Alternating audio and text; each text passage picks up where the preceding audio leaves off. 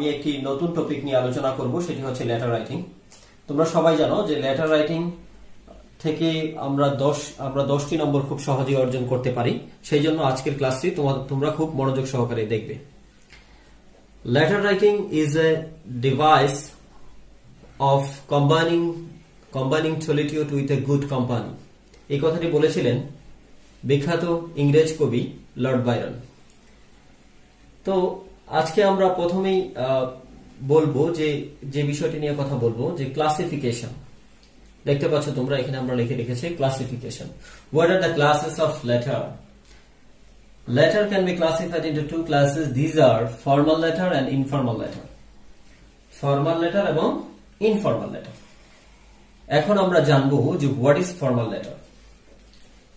Formal letter হচ্ছে ওই সমস্ত লেটার যেগুলো আমরা কি করি, বিভিন্ন অফিসিয়াল পারপাসে ব্যবহার করে থাকি, সেটাই হচ্ছে ফর্মাল লেটার। ফর এক্সাম্পল আমি বলতে পারি, তুমি যদি প্রিন্সিপাল স্যারের কাছে কোনো আবেদন করো বা কোনো ব্যক্তি যদি কোনো চাকরির জন্য আবেদন করে, সেটি হচ্ছে ফর্মাল লেটার। ইনফর্মাল লেটার এটা হচ্ছে তোমার ব্যক্তিগত ব্যবহারের জন্য, ব্যক্তিগত উদ্দেশ্যে তুমি যে লেটারগুলো লিখে থাকো, সেটি হচ্ছে ইনফর্মাল লেটার। এখানে যাদের কাছে লেটারটি লেখা হয়, ইনফর্মাল লেটারের যারা রিসিভার হয়, তারা তোমার খুবই পরিচিত ব্যক্তি। যেমন হচ্ছে তোমার বাবা মা হতে পারে, তোমার বন্ধু হতে পারে, অথবা অন্য কোনো রিলেটিভ হতে পারে। তো আমরা আজকে যে বিষয়টি নিয়ে কথা বলবো, we are going to talk about informal letter, not formal letter, because it is taken from the question number 8. You know, there is a passage, unseen passage for you, and there's you have to answer from the unseen passage a letter to your friend, and you have to take the help from the passage at the same time. Writing from forms. A letter has many forms of writing. একটা লেটারের বিভিন্ন রকমের form রয়েছে লেখার জন্য। সেই ফর্মগুলো নিয়ে আমরা আজকে কথা বলবো। আমি আজকে 3টি ফর্মের কথা বলবো। সেটি হচ্ছে, there are 3 forms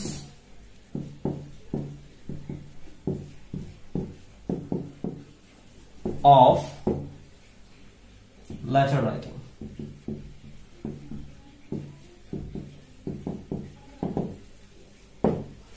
এখানে 3টি পদ্ধতি আছে, 3টি গঠন আছে লেটার লেখা। তো সেগুলো কি কি? What are this? They R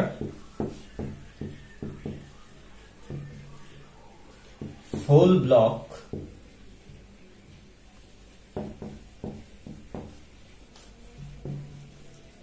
semi block,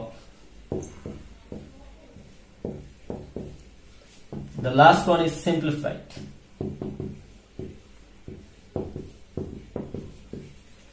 এখানে আমরা 3টি পদ্ধতি দেখতে পাচ্ছি। একটি হচ্ছে full block letter, semi block letter, আর একটা হচ্ছে সিম্পলিফাইড। এখন আমি মনে করি যে এই বিষয়টির সাথে তোমাদের খুবই গুরুত্ব সহকারে পরিচিত হওয়া উচিত, কেননা এখন যদি এই বিষয়গুলো তুমি শিখতে পারো, তাহলে পরবর্তী ক্লাসগুলোতে তোমার আর কোনো সমস্যা হবে না। এখন আমরা যাচ্ছি যে ফুল ব্লক জিনিসটা কি। তোমরা দেখতে পাও অনেকেই অনেক কনফিউশনে ভুগো, যে কখনো আমরা দেখি যে অ্যাড্রেসটা কখনো ডান পাশে আছে, কখনো দেখা যায় যে বাম পাশে আছে, হ্যাঁ, কখনো দেখা যায় যে এখানে অ্যাড্রেস থাকে। এটা নিয়ে আমাদের একটা কনফিউশন থাকে যে তাহলে আমি কোনটা লিখবো। আবার কখনো দেখি যে আমরা কমপ্লিমেন্টারি ক্লোজিং যেটাকে বলি, এটা সবার নিচে, এটা হলো বাম পাশে থাকে কখনো ক্লোজিং যেটা, আবার কখনো কখনো দেখা যায় যে এই পাশে থাকে। তাহলে আমি কোনটা লিখবো? অর্থাৎ লেটারের কম্পোনেন্ট গুলো কোথায় থাকবে, উপাদানগুলো কোথায় থাকবে, কিভাবে সেট করা থাকবে, এটার উপর ভিত্তি করে এই 3টি ফরম্যাটে ভাগ করা হয়েছে। এখন আমরা দেখবো যে ফুল ব্লকে উপাদানগুলো, আমাদের যে লেটার লেখার যে কম্পোনেন্টস গুলো থাকে, এগুলো কোথায় থাকবে, সেমি ব্লকে কোথায় থাকবে, এটা আমরা নিয়ে একটু কথা বলবো। ফুল ব্লকে সকল উপাদান বাম দিকে থাকবে। এটা বর্তমান সময়ে সবচেয়ে বহুল ব্যবহৃত এবং হচ্ছে জনপ্রিয় একটি ফরম্যাট। এটাই সব ক্ষেত্রে ব্যবহার হয়ে আসছে এখন। পরবর্তীতে যাচ্ছি আমরা সেমি ব্লক। এখানে হেডিং, হেডিং মানে হচ্ছে এটার ভিতরে অ্যাড্রেস এবং হচ্ছে ডেট থাকে, ক্লোজিং, কমপ্লিমেন্টারি ক্লোজিং এটা ডান দিকে থাকবে, আর বাকি সব আগের মতোই থাকবে, ফুল ব্লকের মতোই থাকবে। এটা হচ্ছে সেমি ব্লক পদ্ধতি। সিম্পলিফাইড ভার্সন যেটা, এখানে স্যালুটেশন এবং কমপ্লিমেন্টারি ক্লোজিং থাকবে না, এটি হচ্ছে সিম্পলিফাইড। তবে আমরা ফুল ব্লক এবং সেমি ব্লকটাই বেশি ব্যবহার করে থাকি, সিম্পলিফাইড ব্যবহারটা খুব বেশি প্রচলিত নয়। এখন আমরা দেখব the components of letter, অর্থাৎ একটি লেটারের কতগুলো উপাদান থাকে এবং উপাদানগুলো কি কি, এখন আমরা সেগুলো দেখব। আশা করি তোমরা সবাই এই সম্পর্কে একটি স্পষ্ট ধারণা পাবে। কম্পোনেন্টস মানে উপাদান, অফ লেটার বুঝতেই পারছো, একটি চিঠির বা লেটারের কি কি উপাদান থাকে সেটা। প্রথমে আমি দিয়েছি হেডিং, হেডিং এর ভিতরে ইনক্লুড থাকবে তোমার নিজের অ্যাড্রেস। প্রথমে আমরা দেব কি অ্যাড্রেস, এই পর্যন্ত যেমন আমি লিখেছি 7 বাই দুর্গাবাড়ি রোড, ময়মনসিংহ। পরবর্তীতে হচ্ছে তুমি ডেটটা দিবে, যে ডেটে তুমি লিখছো ওই তারিখটা তুমি উল্লেখ করবে, 15 এপ্রিল 2020। স্যালুটেশন, স্যালুটেশনকে আমরা গ্রেটিংস বলে থাকি। সম্বোধন, অর্থাৎ আমরা কিভাবে যার কাছে চিঠি লিখছি তাকে কিভাবে সম্বোধন করব সেটা এখানে উল্লেখ করা থাকবে। তুমি দেখতে পারো my dear friend, what ever it is, এরকম এই টাইপের ওয়ার্ড গুলো তুমি এখানে ব্যবহার করতে পারো। তাকে কি বলে সম্বোধন করবে, মাই ডিয়ার ফ্রেন্ড, বা সরাসরি তার নামও দিয়ে দিতে পারো যার কাছে লিখছো, সেটাও করা যায়। তা আমরা 3 নাম্বার পয়েন্ট যেটা আছে সেটা হচ্ছে যে মেইন বডি, মূল অংশ। এই মূল অংশে আমাদের কি থাকবে, মূল অংশে থাকবে হচ্ছে যে চিঠিতে কি চাওয়া হয়েছে, অর্থাৎ আমি চিঠিটা কি জন্য লিখছি সেই উদ্দেশ্যটা এটা পূর্ণ করবে। অর্থাৎ হয়তো তোমার চিঠিতে চাওয়া হয়েছে যে তুমি গত মাসে একটি পিকনিক করেছিলে বা একটা স্টাডি ট্যুর করেছিলে, এই স্টাডি ট্যুর সম্পর্কে তোমার বন্ধুকে জানিয়ে পত্র লিখবে। অথবা তুমি তোমার পরীক্ষার প্রস্তুতি কেমন সেটা তোমার বন্ধু জানতে চেয়েছে, এটা তুমি জানিয়ে কি করবে, একটি পত্র লিখবে। সেই সময় তুমি কি জন্য চিঠিটা লিখছো, সেই চিঠিটার যে ডিমান্ড, চাহিদা রয়েছে সেটা কি আসলে পূর্ণ হচ্ছে কিনা সেই ব্যাপারে চিঠি লেখার সময় তোমাকে যথেষ্ট মনোযোগী হতে হবে। At the same time you have to use simplified vocabulary, সহজ সরল এবং সুন্দরভাবে, গ্রামাটিক্যাল মিস্টেক ছাড়া, বানান ভুল ছাড়া সুন্দরভাবে এটা লিখবে। এটাকে আমরা 3টি অংশে ভাগ করতে পারি, 3 পোর্শন।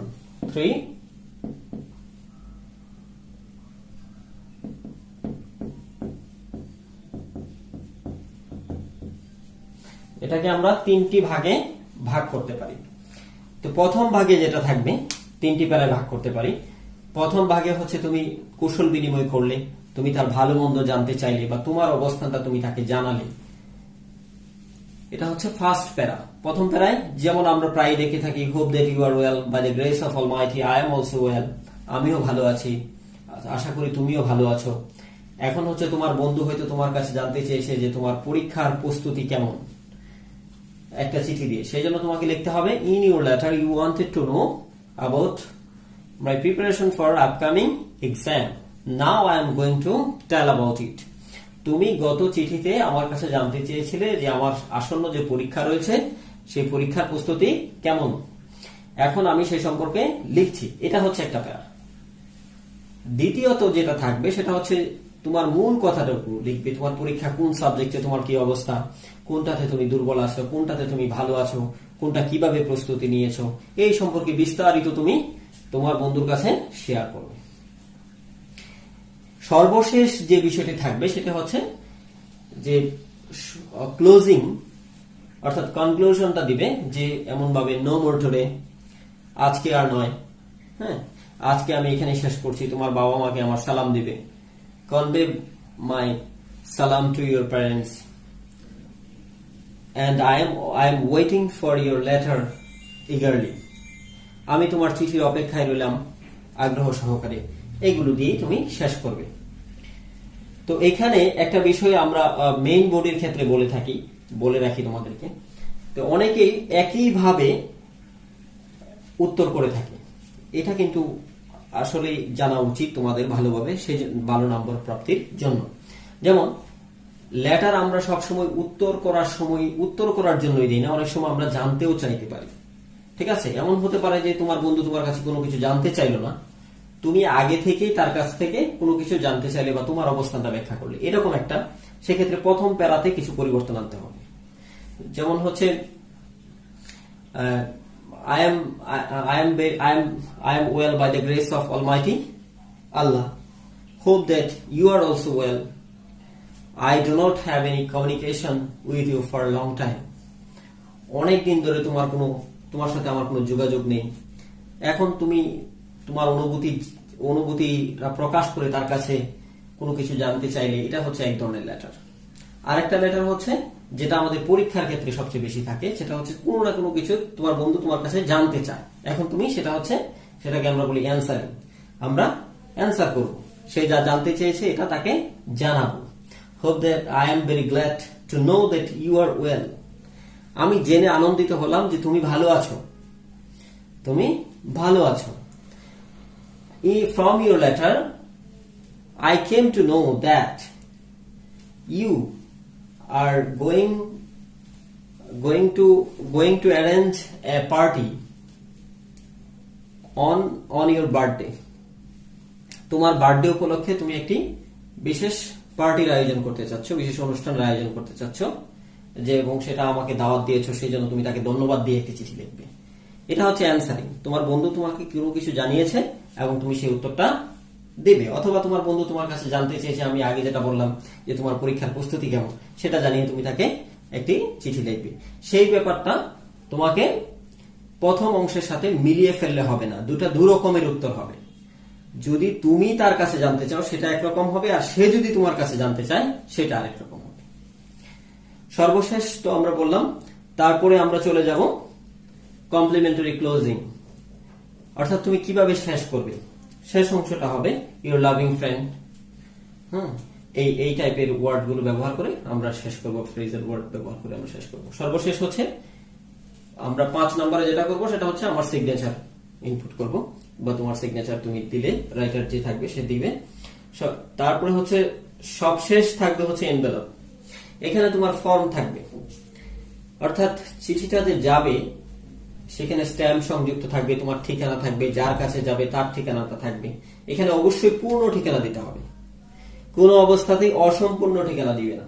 যেমন আমরা প্রায় দেখে থাকি, এখন যদি আমি দিয়ে দিই একজনের নাম দিলাম নেম, তারপরে হচ্ছে শুধু লিখে দিলাম আইমেনসিং, তাহলে কি চিঠি যাবে? অবভিয়াসলি যাবে, কিন্তু কার কাছে যাবে? ময়মনসিং কোথায় থাকে সেটা তো উল্লেখ নেই। সেই জন্য স্পেসিফিক্যালি তোমার ঠিকানাটা উল্লেখ করতে হবে নির্দিষ্টভাবে। এই জায়গাটাতে আমরা অনেক সময় নাম্বার কম পাই। সঠিক অর্থাৎ তুমি একবার জাস্ট ট্রাই টু ইমাজিন, তুমি একটু চিন্তা করে দেখো, তোমার ঠিকানাটা যদি ভুল থাকে, অর্থাৎ তুমি যদি কাউকে ভুল ঠিকানায় চিঠি পাঠাও, তাহলে কি সেই চিঠিটা পাবে প্রাপক? অবশ্যই না। সেই জন্য এটা ফিল আপ করার সময় অবশ্যই সতর্কতার সাথে পূরণ করবে। সর্বশেষ বলবো, যদি তুমি তোমার বিদেশি বন্ধুর কাছে চিঠি দিতে চাও তাহলে তুমি কি দিতে হবে? তাহলে অবশ্যই এখানে ইয়ার মেইল দিতে হবে, বাই ইয়ার মেইল।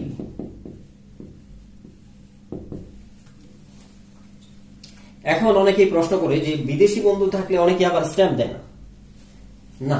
স্ট্যাম্প সবসময় থাকবে, বিদেশি বন্ধুর কাছে হলেও থাকবে, দেশি বন্ধুর কাছে চিঠি লিখলেও স্ট্যাম্প থাকবে। এখন আমরা একটা লেটারের নমুনা দেখব বা মডেল দেখব যে কিভাবে লেটারটি লিখতে হয়। এতক্ষণ তো আমরা থিওরি গুলো দেখলাম, এখন আমরা প্র্যাকটিক্যাল দেখব যে কিভাবে লেটার লিখতে হয়। যেমন দেখো, একটা লেটার লেখা আছে, write a letter to your friend describing your home district, অর্থাৎ তোমার নিজ জেলা বর্ণনা দিয়ে তোমার বন্ধুকে একটি চিঠি লিখবে। তোমরা জানো তোমাদের টেক্সট বুকে এই রকমের একটা প্যাসেজ আছে, যদি তোমার নিজ জেলা সম্পর্কে তোমার বন্ধু জানতে চায় তাহলে এটা লিখবে। তোমাদেরকে আরেকটু একটা বিষয় সম্পর্কে বলছি, ক্লাস 5-এ যারা পড়ো, ক্লাস 5 তারা হচ্ছে তোমাদের ইএফটি বইয়ের অর্থাৎ ইংলিশ ফর টুডে তোমাদের মেইন বইয়ের পেজ নাম্বার 39, ক্লাস 4-এ যারা পড়ো তারা হচ্ছে মেইন বইয়ের 75 এই পৃষ্ঠাটা বের করে দেখো। তোমাদের মূল বইয়ে একটি লেটারের একটি নমুনা দেওয়া আছে, তোমরা চাইলে এটা অনুসরণ করতে পারো, দেখতে পারো। এখন আমরা কিভাবে শুরু করব? হেডিং দিয়ে শুরু করব। হেডিংটা হচ্ছে আমরা অ্যাড্রেস দিলাম, তারপরে ডেট, অ্যাড্রেস, ডেট, সেলিব্রেশন আমরা ব্যবহার করলাম, মাই ডিয়ার ফ্রেন্ড। তারপরে আমরা উত্তর লেখা শুরু করেছি। যেহেতু আমার বন্ধু আগে থেকে জানতে চেয়েছে, সেই জন্য আমি আমার বন্ধু কেমন আছে না আছে সেটা আমি জানি, ঠিক আছে।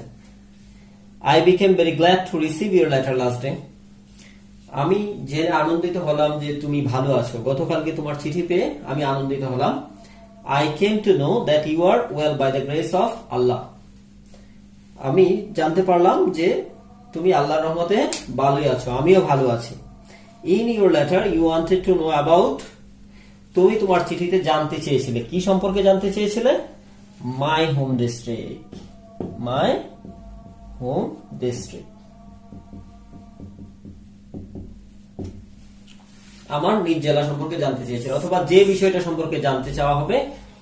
এখানে যদি অন্য বিষয় চাওয়া হতো তাহলে এখানে অন্যটাই লিখতাম, এইভাবে লিখবে। Now I am going to tell about it, আমি এই সম্পর্কে বলতে যাচ্ছি। এখানে তুমি ইউ দিতে পারো, না দিলেও সমস্যা নেই। I am going to tell you অথবা I am going to tell about it, আমি তোমাকে এই বিষয়টা সম্পর্কে বলতে যাচ্ছি। এখন পরবর্তীতে আমরা যেটা লিখবো সেটা the name of my home district is Mymensingh, অথবা যেটা থাকবে তোমার মতো করে তুমি লিখবে, বা প্যাসেজে যেটা উল্লেখ থাকবে সেই অনুযায়ী লিখবে। আমি আমার মতো করে লিখেছি। It is a divisional city, এটা একটি বিভাগীয় শহর। It is about 100 kilometre away from Dhaka, এটা ঢাকা থেকে প্রায় 100 কিলোমিটার দূরে। তারপরে বাকি অংশ এইভাবে তুমি লিখবে। লেখার পরে সর্বশেষ যেটা আমরা 3টি প্যারায় ভাগ করলাম, প্রথম অংশ দিলাম, দ্বিতীয় অংশ, তারপরে তৃতীয় অংশ। নো মোর টুডে, আজকে আর নয়। কনভে মাই সালাম টু ইউর প্যারেন্টস, অথবা কনভে মাই বেস্ট রিগার্ডস, আমার শ্রদ্ধা বা সালাম যেটাই থাকে এটা দিবা। I am eagerly waiting for your letter, আমি তোমার চিঠির জন্য অপেক্ষায় রইলাম। তারপরে complimentary closing, your loving friend, যে সিগনেচার বা নাম থাকবে সেটা লিখবে। সবশেষে এনভেলপ, এটা দিতে হবে। ফ্রম টু, অ্যাড্রেস, শেষ। তোমাদের জন্য হোমওয়ার্ক মডেল কোশ্চেন 1 থেকে 5, আনসিন প্যাসেজের 8 নং। তোমরা নিজেরা বাসায় ট্রাই করবে। আজকে এই পর্যন্তই, ধন্যবাদ সবাইকে।